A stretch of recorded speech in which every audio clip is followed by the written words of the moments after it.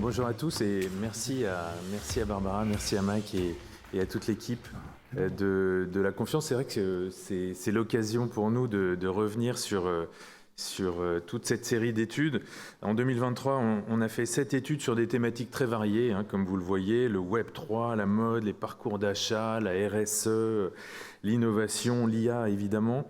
C'est 7 enquêtes donc, qui ont été réalisées, plus de 7000 personnes interrogées, avec un protocole méthodologique qui est immuable. À chaque fois, nous interrogeons un échantillon national représentatif de la population française âgée de 18 ans et plus. On les interroge par Internet.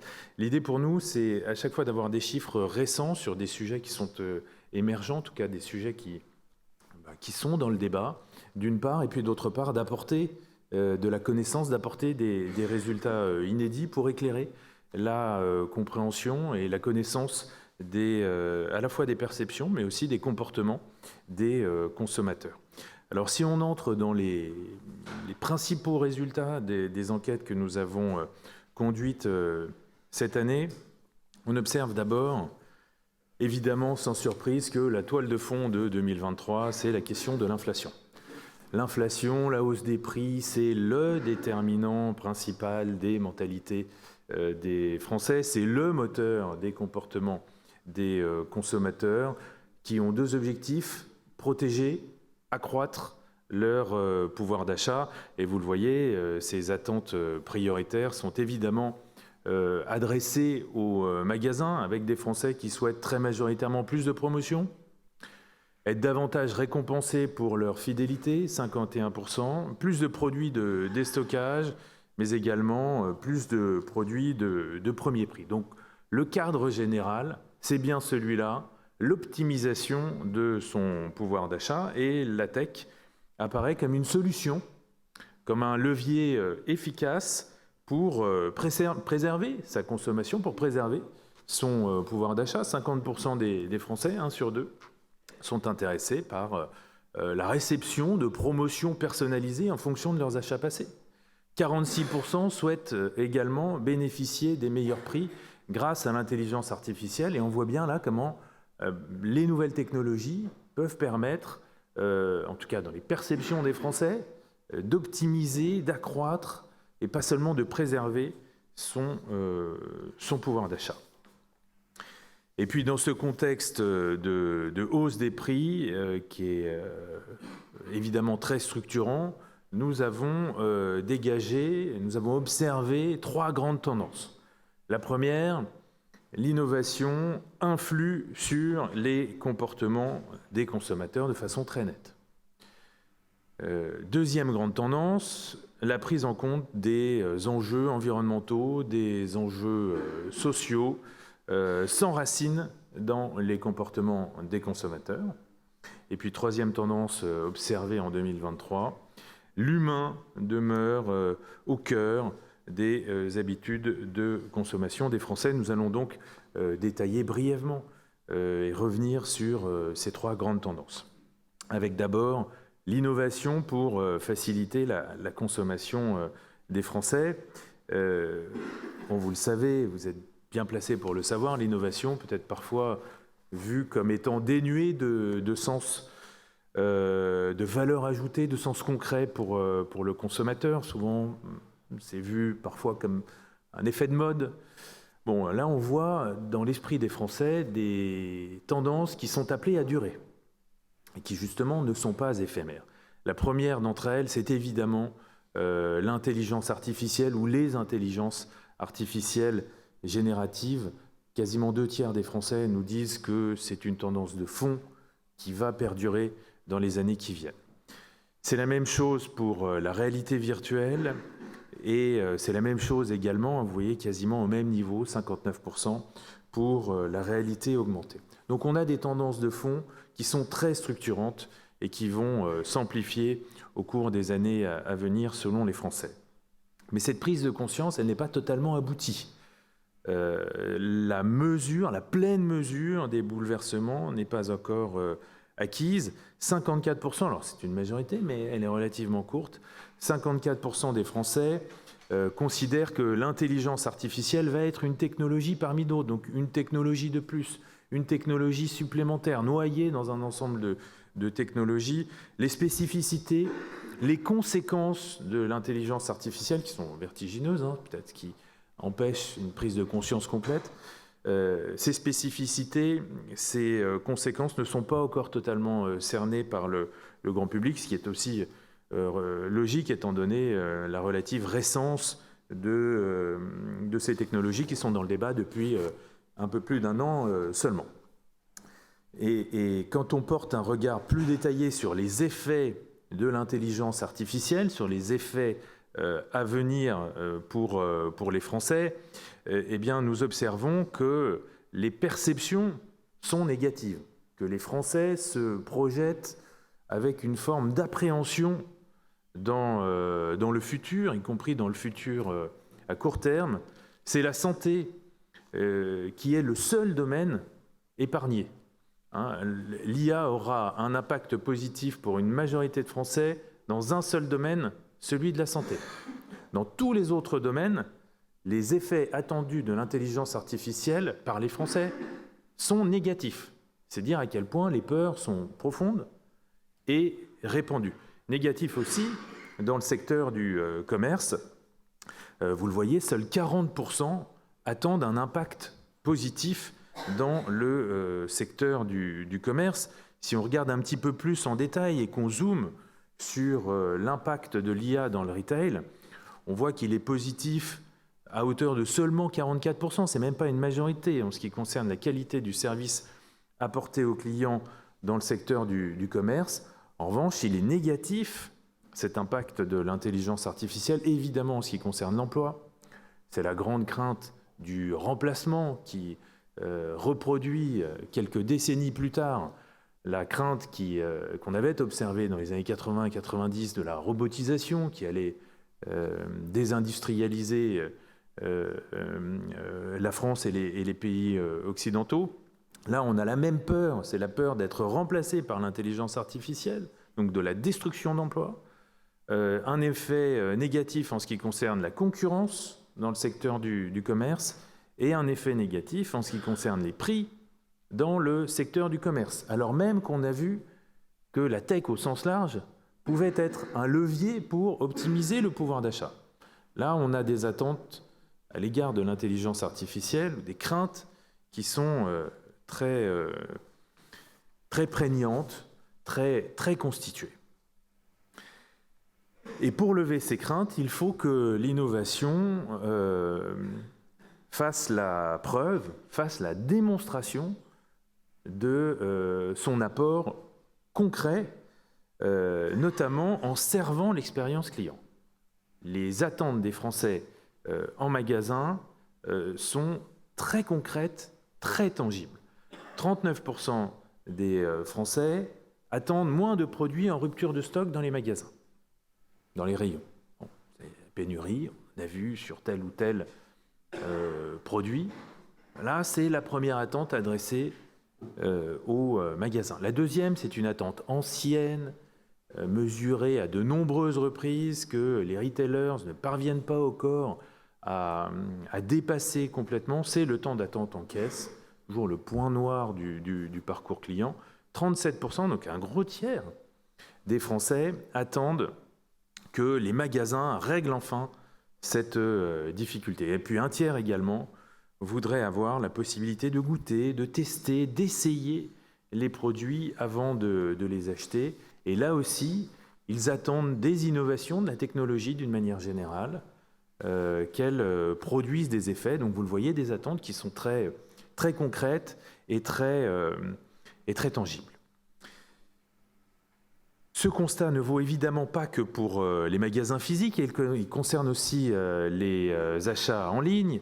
Et vous le voyez, pour les Français, un système automatisé, un chatbot, une IA, ou les deux pourraient améliorer l'expérience en ligne pour fournir des retours rapides sur la disponibilité des produits, pour faciliter le suivi des retours, pour fournir des informations précises lors de l'achat en ligne. Donc des innovations d'abord dans le commerce physique, mais aussi évidemment dans le commerce en ligne. Et puis par secteur également, nous avons relevé des attentes d'innovation fortes. C'est le cas notamment dans le secteur de la mode, avec des Français qui souhaitent utiliser les innovations pour consulter le stock de produits disponibles en magasin avant leur visite. Là aussi, on est dans une optique d'optimisation de l'acte d'achat, ou pour pouvoir pré-réserver des articles en ligne et les retrouver à leur disposition en cabine d'essayage. Vous notez que chez les moins de 35 ans, ces attentes sont encore plus fortes et elles sont par conséquent appelées à se développer dans les années qui viennent. L'écueil majeur, j'en parlais tout à l'heure, à éviter dans l'utilisation de la technologie et de l'innovation, c'est évidemment la gadgetisation du parcours d'achat. Quand des innovations gadgets sont proposées aux consommateurs, la sanction est immédiate. Moins d'un Français sur 10 a les attentes suivantes en magasin. La possibilité d'avoir plus d'interactions avec leur smartphone, ça intéresse seulement 7% des Français. Davantage d'écrans d'information dans les commerces, ça intéresse seulement 6% des consommateurs. Donc, à nouveau, la technologie doit servir une cause concrète, doit avoir un apport tangible pour le consommateur et tout simplement lui apporter de la valeur. Sinon, elle est tout simplement rejetée.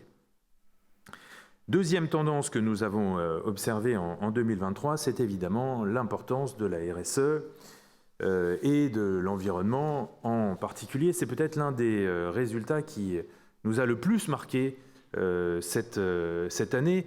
On a vu que l'inflation déterminait l'ensemble des comportements. Elle est parfois présentée comme l'alpha et l'oméga des décisions d'achat, mais pour autant, elle n'écrase pas, loin s'en faut, elle n'écrase pas les autres critères d'achat. Et dans les comportements des consommateurs, l'environnement est largement pris en compte,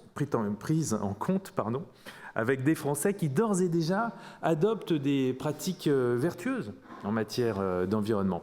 2/3 d'entre eux n'utilisent plus de sachets à usage unique pour porter leurs produits.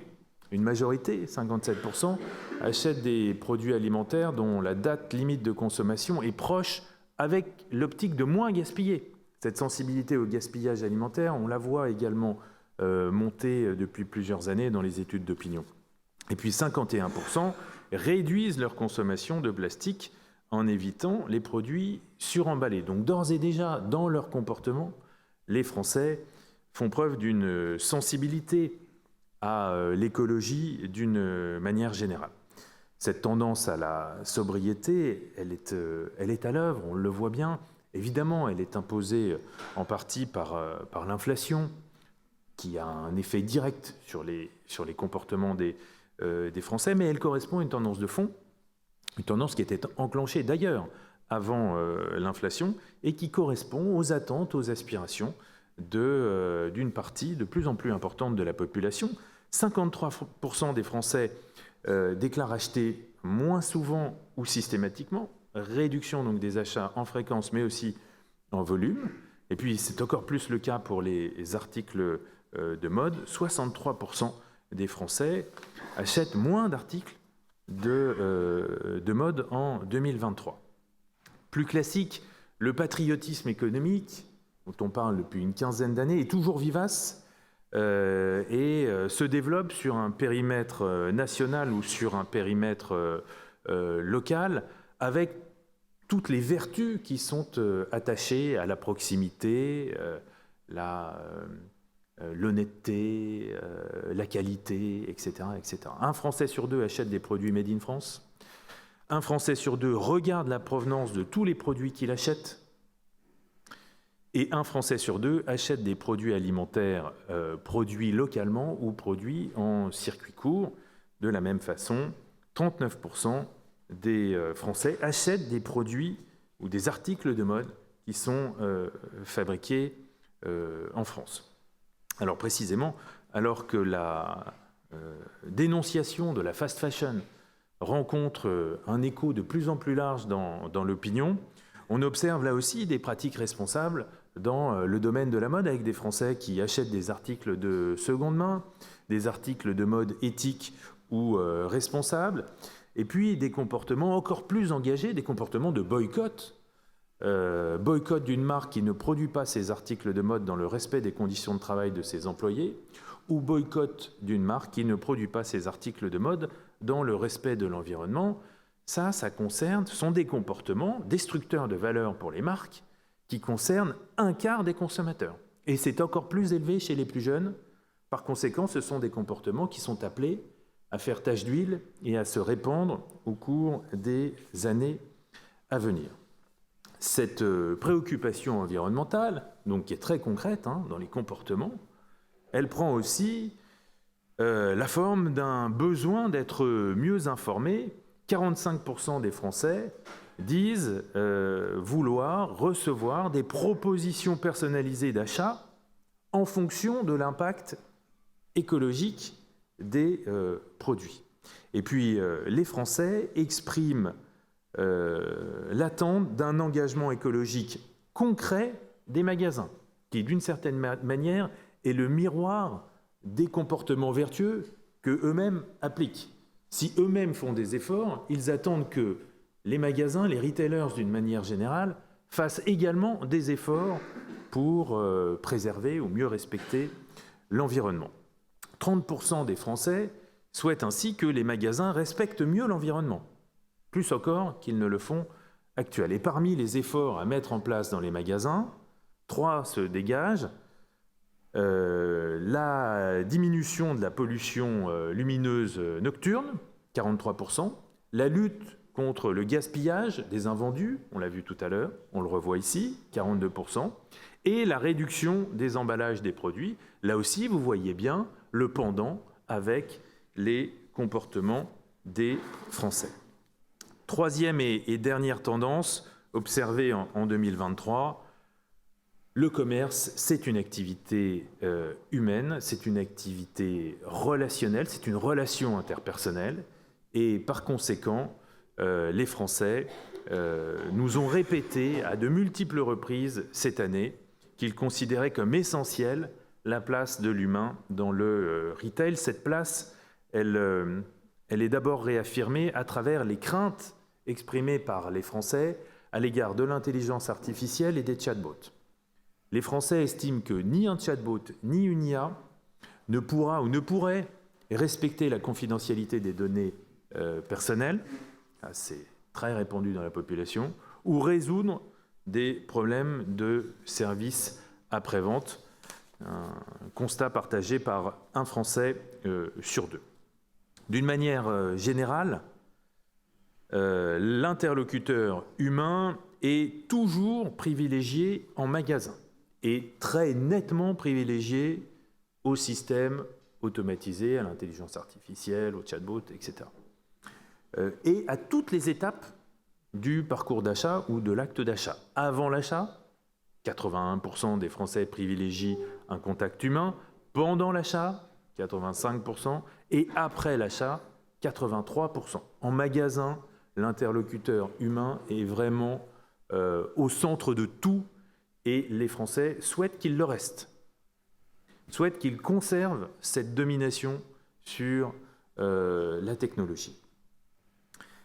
Dans les achats en ligne, on observe le même mouvement général, mais la technologie est en train de monter en puissance pour les achats en ligne. Alors évidemment, l'humain est toujours et majoritairement privilégié à un système automatisé à toutes les étapes, mais vous voyez, on a plus d'un tiers des Français, ce n'est pas rien, qui sont ouverts à l'utilisation des nouvelles technologies lors de l'achat en ligne, 36% avant, 37% pendant et 30% après.